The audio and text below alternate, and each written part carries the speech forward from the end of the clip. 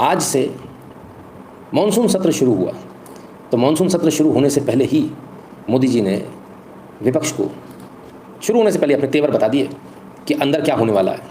25 करोड़ गरीबों का गरीबी से बाहर निकलना, जिसको विश्व की अनेक संस्थाएं सराहना कर रही थी। देश में एक जमाना था 2014 के पहले, जब महंगाई का दर, इन्फ्लेशन रेट डबल डिजिट में हुआ करता था।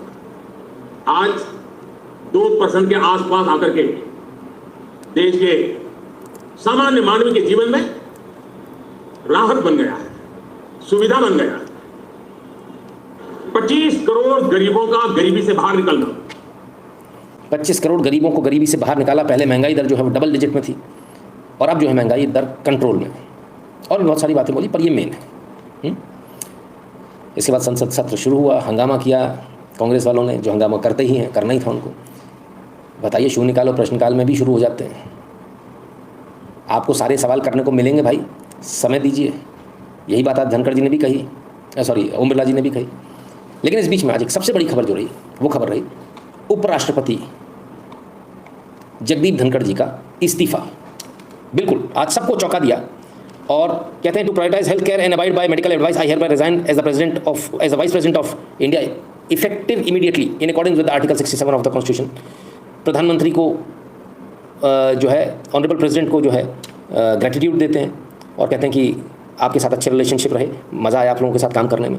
प्रधानमंत्री को भी कहते हैं कि उन्होंने अपना स्टीम काउंसिल से जो है मुझे सपोर्ट किया, इसलिए बहुत बहुत धन्यवाद। और तमाम सारे मेंबर्स ऑफ पार्लियामेंट को बोलते हैं आप सबने मुझे ट्रस्ट किया और अपना एफेक्शन दिया, इसलिए बहुत बहुत धन्यवाद। और कहते हैं कि वाइस प्रेसिडेंट बनने पर मैंने बहुत कुछ सीखा यहाँ से। और कहते हैं जो है, it has been a privilege and satisfaction to witness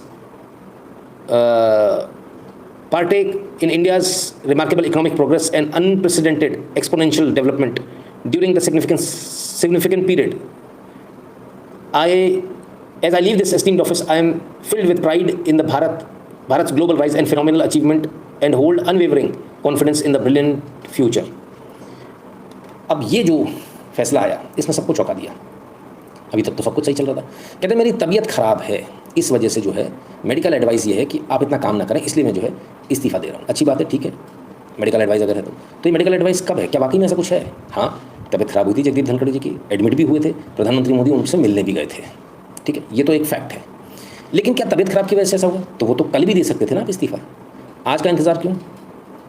आज का इंतज़ार समझ में नहीं आ रहा। आज आप आए, बिल्कुल थे, स्वस्थ थे, आपने बढ़िया तरह से आपने जो है राज्यसभा को हैंडल किया, उसके बाद में आप इस्तीफा देते हो, ये बात कुछ समझ में नहीं आती। क्या हुआ ऐसा? बहुत सारी बातें हैं, उन बहुत सारी बातों को बारी बारी से करेंगे। बहुत सारे जो कयास लगाए जा रहे हैं, सारे कयास को अपन भी लगा कर देखेंगे और देखेंगे। पहली बात तो ये बात क्लियर हो गई कि हेल्थ इश्यूज़ तो नहीं है, लेकिन उस वजह से इस्तीफा देने वालों से जगदीप जी नहीं है। अब दूसरी बात, कई बार कंट्रोवर्शियल बातें कह जाते थे वो, जैसे कि किसानों का पक्ष ले गए थे सरकार के विरोध में। अगर आपको याद हो तो मैंने उस समय भी कहा था, मैंने कहा इनको क्या हो गया, सब खैरियत तो है। हाँ, तो वहाँ से क्या कुछ मनमुटाव हो गया? अंदर खाने की बात यह है कि जगदीप धनखड़ जी कई बार इस बात को लेकर परेशान थे। कहते आजकल कोई बात नहीं करता, कोई मतलब आप समझ गए होंगे मैं किसकी बात कर रहा हूँ। तो प्रधानमंत्री मोदी से क्या इतने संबंध खराब हो गए, क्या इतना आंखें टेढ़ी हो गई, उन्होंने बातचीत करनी बंद कर दी? हो सकता है व्यस्तता के कारण भी ऐसा हो, पहले जितना समय मिलता उतना ना मिल पा रहा हूँ, जितने फ्रिक्वेंटली बात हो जाती है उतनी फ्रिक्वेंटली बात ना हो पा रही हो, क्योंकि सभी को फ्री होना ज़रूरी है बातों के लिए। तो क्या इस वजह से दबाव में आके दे दिया इस्तीफा? नहीं। जगदीप धनखड़ जी को जो लोग जानते हैं बहुत अच्छी तरह से जानते हैं कि वो दबने वालों में से नहीं है। कुछ लोगों का कहना है काम बहुत ज़्यादा था, ओवरवर्क थे। नहीं, जगदीप धनखड़ जी के लिए ओवरवर्क नाम की कोई चीज़ होती ही नहीं है।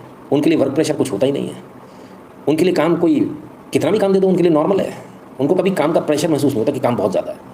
तो ये कहना कि काम का प्रेशर ज़्यादा है, गलत है। ये कहना कि ओवरवर्कड होगा, ये भी गलत है। ये कहना कि इस वजह से जो है बातचीत नहीं हो रही थी, इससे परेशान थे, तो परेशान होने वालों में से जगदीप धनखड़ जी नहीं है। वो कतई परेशान नहीं होते, आप कितना कुछ भी कर लो। विपक्ष ने उनके ऊपर इतना मजाक उड़ाया, इतना कुछ करा, तब भी परेशान नहीं हुए। उन्होंने अपने हर दायित्व को बहुत अच्छी तरह से निभाया। तो क्या किसान वाला मैटर था? मुझे नहीं लगता। अब आते हैं दूसरी बात पर, और भी कई सारे उनके ऐसे कंट्रोवर्शियल इश्यूज़ रहे। तो क्या उन कंट्रोवर्सीज़ के चक्कर में इस्तीफा देना पड़ गया, या इस्तीफा दिया, या सरकार से तनातनी थी? मुझे तो ऐसा नहीं लगता कि सरकार से तनातनी थी। मुझे ये भी नहीं लगता कि किसी कंट्रोवर्सी के कारण दिया होगा। अब एक जो मुद्दा सबसे ज़्यादा उठकर आता है वो ये उठकर आता है कि जगदीप धनखड़ जी ने जुडिशरी के खिलाफ जो बोला है वो ऐतिहासिक है। आज तक किसी में हिम्मत नहीं हुई कि बोल पाए, और किसी में इतनी हैसियत नहीं थी कि वो जुडिशरी और सुप्रीम कोर्ट के खिलाफ मोर्चा खोल दे। जगदीप धनखड़ जी ने वो मोर्चा खोल दिया। सवाल ये है, क्या जुडिशरी से काफ़ी नाराज़ थी? इसमें कोई दो राय नहीं है, काफ़ी नाराज़ थी। तो क्या इसकी बलि चढ़ गई क्या सच बोलने की? तो क्या सरकार के और जुडिशरी के बीच में जो खटपट जो हो गई थी शुरू, क्या उसको दूर करने के लिए इनको हटाया गया? क्या जुडिशरी ने प्रेशर देकर इनको हटवाया? सवाल बहुत सारे उठेंगे, लेकिन सवाल यह है कि असल कारण क्या है? सवाल तो ये भी है कि जिस जुडिशरी को आप कहते हो अपना, उनको पीछे से कोई और चलाता है। जितने भी आपके लोग आते हैं वो विदेशी कोर्ट्स जो हैं वो लिखते हैं अपने जजमेंट में तमाम सारी जगहों पर, या वर्बली बोलते हैं। वो प्रभावित वेस्ट से हैं। वेस्ट भी काफ़ी कुछ चलाता है, और वेस्ट की जो एक लॉबी है जिसे आप गहरा राज्य बोलते हो, वो भी काफ़ी मजबूत है। तो क्या उसने ये मामला चला दिया क्या? क्या उसकी तरफ से कुछ ऐसा चला क्या कि वहाँ से कुछ आया हो, प्रेशर आया हो कि हटाना है? क्योंकि ये लोग तो सत्ता बदलने वाले लोग हैं, इनके लिए उपराष्ट्रपति बदलना कौन सी बड़ी भारी बात है। तो इसकी संभावना इसलिए नेग्लिजिबल हो जाती है क्योंकि फिलहाल जो सरकार है ये इस बातों में तो किसी की नहीं सुनती। ऐसी ही घटना जो है, ऐसी बात जो है विदेश मंत्री को लेकर भी हो चुकी। बड़े लोगों ने कंप्लेंट करी, विदेश मंत्री ऐसा, विदेश मंत्री को बताओ, तो नहीं हटाया। सवाल यह है कि क्या जुडिशरी के दबाव में आकर ऐसा हुआ? चांसेस इसके भी बहुत कम लगते हैं। अगर दबाव में आना होता तो पहले मोर्चा नहीं खोलते, और मोर्चा एक बार नहीं खोला, 2 बार नहीं खोला, 3 बार नहीं खोला, कई बार अलग अलग जगहों पर उन्होंने इस मुद्दे को उठाया। और न सिर्फ मुद्दे को उठाया बल्कि इंश्योर किया कि इम्पीचमेंट हो, जिन जज साहब के खिलाफ में उन्होंने बोला, और बाकायदा जो है इम्पीचमेंट तक ले गए, बाकायदा सिग्नेचर कर दिए। विपक्ष भी इसमें राजी है, इम्पीचमेंट होगा, सो कॉल्ड जज साहब हटाए जाएंगे, है ना। तो क्या ये वाला मैटर है? मुझे नहीं लगता ये वाला मैटर भी है। तो जब इनमें से कोई भी मैटर नहीं, तो फिर मैटर क्या हो सकता है? बैठे बैठाए तो कुछ ऐसा हो नहीं रहा कि हटा दिया जाए या वो हट जाए। थोड़ा सा निगाह घुमा कर देखिए, चुनाव आने वाले हैं, बिहार के चुनाव होने वाले हैं। किसी भी समय जो है आचार संहिता लग सकती है, और किसी भी समय घोषणा हो सकती है। अगर कुछ भी समझ में आता है इर्द गिर्द जो घूम रहा है, तो वो तो सिर्फ बिहार का चुनाव है। बिहार के चुनाव में जगदीप धनखड़ जी को क्यों हटाया जा रहा है? क्योंकि भाई बिहार का कोई लाना होगा। क्यों बिहार का लाएंगे? क्योंकि बिहार को इफेक्ट होगा इससे, और वोट मिलेंगे। बिहार में सरकार बनानी है। तो प्रोबेबली जो भी थोड़ा बहुत जो कुछ जो समझ में आता है, वो ये समझ में आता है कि बिहार का कहीं ना कहीं इसमें एंगल मिलेगा आपको आने वाले समय में। चीज़ें सामने हो जाएंगी, ठीक है। अब जो बिहार का जो मैटर है, किसको लाएंगे, क्या करेंगे?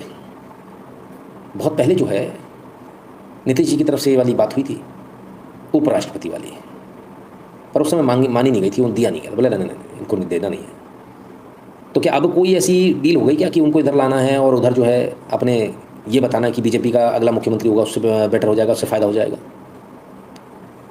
या फिर कुछ और मुख्यमंत्री बदलना है, या फिर बिहार से किसी और को लेकर आना है, और किसी ऐसे को लाना है जिसको कल राष्ट्रपति बनाएंगे? क्योंकि उपराष्ट्रपति यदि बनाए तो हो सकता है राष्ट्रपति तक की मैटर चल रहा हो कि राष्ट्रपति किसको बनाना है, क्या उसी व्यक्ति को राष्ट्रपति बनाया जाएगा? कुछ लोगों के नाम भी हैं, चल भी रहे हैं, लेकिन क्या उनमें से कोई बनेगा? ये आने वाला वक्त बताएगा। पर जो लगता है वो लगता यह है कि इस ओवरऑल मैटर में कहीं ना कहीं बिहार वाला मैटर, बिहार का एंगल है। दूसरा, क्या कोई ऐसा व्यक्ति भी हो सकता है क्या कोई इंडिया अलायंस का कोई ऐसा घटक हो सकता है क्या जो इधर आ रहा है, उसके लिए जगह खाली की गई है? Jagdeep Dhankhar ji was an asset to BJP, he is an asset to BJP, और ऐसे व्यक्ति को भी कभी खोना नहीं चाहिए। इनको फिर से कहीं ना कहीं से कुछ ना कुछ एडजस्टमेंट करके इनको अपने साथ रखेंगे, क्योंकि बेहतरीन आदमी है। अब क्या करेंगे ये तो भगवान वाले के, लेकिन एक चीज़ पक्की है कि इतनी सारे जो कयास लगाए जा रहे हैं जो आज मीडिया में, उनमें से कुछ भी नहीं है। ये सिर्फ और सिर्फ बिहार इलेक्शन को लेकर ही ये फैसला लिया गया है। आने वाले समय में ये भी हो जाएगा। तो हमें नहीं लगता कि इसमें कहीं से कहीं तक कुछ जो है बाकी कोई और मैटर है, और सब सूझबूझ के साथ हुआ है। और सारी चीज़ें जो हैं अभी थोड़े दिनों में सामने आ जाएंगी आपके। आज राजनाथ सिंह जी, अमित शाह जी, शिवराज सिंह चौहान जी और प्रधानमंत्री मोदी जी, इन चारों लोगों की बैठक भी हुई थी, और उसमें भी कुछ डिसाइड हुआ। तो बहुत सारी बातें हैं, क्या डिसाइड हुआ क्या नहीं, बहुत सारे बदलाव हो सकते हैं जल्दी आने वाले समय में। अभी बदलाव तो यूपी के भी सुनने में आ रहा है, बड़ी भागदौड़ी हो रही है, बड़े अखबार में जो है सब चल रहा है, कयास लगा जा रहे हैं उनको जो है दिल्ली बुलाया गया, फलाना है ढिकाना है, हटा देंगे, फलान कर देंगे। हटाना तो पॉसिबल नहीं है, एलिवेट कर सकते हो आप कि केंद्र में ले आओ, इधर कर लो उधर कर लो, है ना। वो भी मेरे ख्याल से समझदारी का सौदा नहीं होगा। खैर वक्त बताएगा। और अभी तो बहुत कुछ होना है, बीजेपी के अभी प्रेसिडेंट भी बाकी हैं, वो भी टला हुआ मैटर पड़ा हुआ है एक तरफ। आने वाला वक्त बताएगा कि क्या है। लेकिन कुल मिलाकर आप इस बात को समझ लीजिएगा कि आज जो हुआ है उसके पीछे वो सीट खाली की गई है किसी के लिए, और वो डेफिनेटली उसका कनेक्शन सीधा सीधा बिहार से है। इसको भी समझ लीजिए। सुलेमान हक कह रहे हैं क्या मुस्लिम को वीपी बनाएंगे? हो सकता है, आरिफ मोहम्मद खान भी बन सकते हैं। अगर आपने बात बोली है तो फिर नाम तो सबके चल रहे हैं, ऐसा नहीं कि नाम नहीं चल रहा है, ठीक है। लेकिन उससे कुछ बेनिफिट होगा मुझे नहीं लगता। मुसलमान बीजेपी को वोट देगा नहीं, ये तो एकदम क्लियर है। हो सकता है, अब क्या कह सकते हैं। तो चलिए वक्त बताएगा क्या होने वाला है क्या नहीं, है ना, क्लियर है। सो फिलहाल जो है जगदीप धनखड़ जी ने जो आज इस्तीफ़ा दिया है, बहुत सारे लोगों को लग रहा है उनके, कुछ लोग यहाँ भी ऐसा भी बोले कि पहले इसको इस्तीफ़ा दिलवा दिया, उसको दिलवा दिया, दो ही लोगों की चल रही है, ऐसा ही हो रहा है वैसा हो रहा है, बीजेपी में दादागिरी चल रही है। पहली बात पार्टियों की, आप उस पार्टी में तो बातें अलग है, अपन तो नहीं, इसलिए अपन ऐसे शब्द नहीं बोलेंगे, वो कैसे चला रहे हैं वो जाने, ठीक है। दूसरी बात, जो भी फैसले होते हैं कभी एक व्यक्ति नहीं लेता, इतनी बड़ी पार्टी में संभव नहीं होता। तो ये मिला जुला फैसला होगा डेफिनेटली, सबको पता होगा। और जो भी चाल खेली गई है इसके पीछे, वो बहुत सोच समझ के खेली गई, ये हवाबाजी नहीं है। यहाँ कोई रिस्क नहीं ले सकता सर, पॉलिटिक्स है, लोगों के करियर लगे हुए हैं, पार्टी का पूरा अस्तित्व डिपेंड करता है। एक गलती आपको अगली बार बाहर कर देगी सत्ता से, और बाहर हुए तो कब आओगे वापस ये भी नहीं मालूम। इसलिए बहुत सोच समझ के किया जाता है, हर एक चाल जो है बहुत कैलकुलेटेड होती है, और ये चाल भी बहुत कैलकुलेटेड चाल है। आने वाले समय में आपको ये पता चल जाएगा, है ना, क्योंकि हमारे पास में कुछ लिमिटेशंस हैं, उन लिमिटेशन से हम बाहर नहीं जा सकते। ठीक है, तो क्लियर है। तो ऐसा कुछ भी नहीं है जैसा बताया जा रहा कि उनकी और मोदी जी की बिगड़ गई, बिल्कुल नहीं। ये बात कोई कितना भी कहता रहे, ये बात सही नहीं है। दूसरी बात कि उनकी और बीजेपी की नहीं बन रही थी, ये बात भी गलत है। उनकी वजह से बीजेपी को जो है, बीजेपी फंस रही थी, ऐसा हो रहा था वैसा हो रहा था, पूरी तरह से गलत बात है। और उनकी सेहत की बात, वो भी गलत है। तो ठीक है, तबीयत भी खराब थी, पर जगदीप धनखड़ जी इज़ अ फाइटर। एक छोटी मोटी तबीयत खराब से उनको कोई फ़र्क नहीं पड़ता। वो उनमें से हैं जो वो लास्ट मोमेंट तक काम करते हैं। हमने ऐसे लोग देखे हैं बीजेपी में, मनोहर पारीकर जी आपको याद होंगे, है ना। तो ऐसे लोग होते हैं जो लास्ट तक काम करते हैं, बोले ठीक है जो है सो है चलेगा, पर काम करेंगे, है ना, क्लियर है। तो ये सारी चीज़ें हैं, अभी बहुत सारी चीज़ें और आएंगी आपके सामने। पूरी कोशिश है बीजेपी की हर हाल में कि बिहार में सरकार बनाई जाए, हर हाल में, है ना। अब एक और जगह आपको ले चलता हूँ, बहुत कुछ हो रहा है, उसको आपको देखना होगा आसपास। मैंने अमरकंटक में 1992 में अपना तर्पण कर पिंडदान कर संन्यास लिया है। मेरा निजी कुछ नहीं। उमा भारती जी कह रही हैं, पूर्व मुख्यमंत्री मध्य प्रदेश की, कहती हैं सारा परिवार मेरा, सारा विश्व मेरा परिवार है, और मैं जो बात मुझे भावना अपनी व्यक्त करनी होती है मैं एक्स पर या अखबारों के माध्यम से कर देती हूँ, ठीक है। आज के संवाद की बात परिजन स्वजन मेरे एवं मेरे जीवन पर जिक्र नहीं करूँगी, ये लास्ट टाइम में जिक्र कर रही हूँ। बोले कि पहले 3 दिन जो है मेरा प्रियजनों स्वजनों पर, मीडियाजनों पर मेरा संवाद हुआ, उसके बाद फलान हुआ ढेकान हुआ, उसके बाद फिर मीडियाजनों को बुलाया जो समझ तक पहुँचे, इससे मेरा बड़ा सहारा। उनमें एक साथ सब बातें थी। अब उमा भारती जी कुछ लिख रही हैं, ज़रा ध्यान दीजिएगा इस बात पर। 6 नंबर का ट्वीट है, रिटायरमेंट की मर्यादा संगठन, संस्थान एवं शासन प्रशासन तय करता है। क्या? रिटायरमेंट की मर्यादा संगठन, संस्था या शासन प्रशासन तय करता है? बॉस जो तुम्हारा है, इसका पालन सबको करना पड़ता है, किंतु योगदान देने से रिटायरमेंट कभी नहीं होता। मतलब रिटायरमेंट आपका पद से हो सकता है, योगदान काम आप फिर भी कर सकते हो। जिसके पास जो ज्ञान और क्षमता है वह पद के बिना भी कर सकते हैं, कई बार तो ज़्यादा कर लेते हैं, जैसे कि नानाजी देशमुख। ठीक है। ठीक 7वें कमेंट पर लिखती हैं, भारत की राजनीति में निजी जीवन की शुचिता मोदी जी लाए। ओ, 6ठे कमेंट में क्या था? रिटायरमेंट, और 7वें में मोदी जी आ गए हैं। 11 साल के कार्यकाल में किसी भी सहयोगी पर भ्रष्टाचार का आरोप नहीं लग सका, किंतु ब्यूरोक्रेसी में अभी भी शुचिता का संशोधन 100% नहीं है, यह भी सिर्फ मोदी जी ही कर पाएंगे। अच्छा, बहुत बढ़िया। चलिए, तो अब मुझे एक बात बताइए कि नरेंद्र मोदी जी को टैग भी किया है, ये इशारा क्या कहता है, ये रिश्ता क्या कहलाता है, और ये ट्वीट क्या कहता है? बहुत सारी बातें हैं, बहुत सारी बातें अभी निकल कर आएंगी। और बहुत सारे लोग ये भी पूछ रहे हैं कि जगदीप धनखड़ जी क्या 75 साल होने वाले थे क्या? तो फिलहाल तो ऐसा नहीं लगता। 74 साल के हैं, 18 मई 1951 का उनका जो है डेट ऑफ बर्थ है। तो 75 तो अभी नहीं हुए, तो 75 हो जाएंगे, लेकिन उससे पहले रिटायरमेंट, 1 साल पहले क्यों? फिर तो बहुत सारे लोगों का 1 साल पहले लग जाएगा। राइट, क्लियर है? तो ज़रा समझिएगा। उमा भारती जी ने भी बहुत कुछ कह दिया। बीजेपी के अंदर चल तो बड़ा भारी तूफान रहा है। एक बात मैं आपको बड़े साफ बता दूं, ऊपर से जो दिख रहा है ना कि सब कुछ शांत है, ऐसा है नहीं।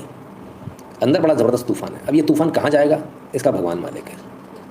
www.nitinshukla.com पर जाना है, वहाँ आपको QR कोड मिलेगा। इस QR कोड को स्कैन कर लीजिएगा, अपना नंबर और नाम लिखिएगा, एड नोट में अमाउंट भरिएगा और सेंड कर दीजिएगा। सोशल मीडिया के तमाम सारे प्रोफाइल इनको फॉलो कर लीजिएगा।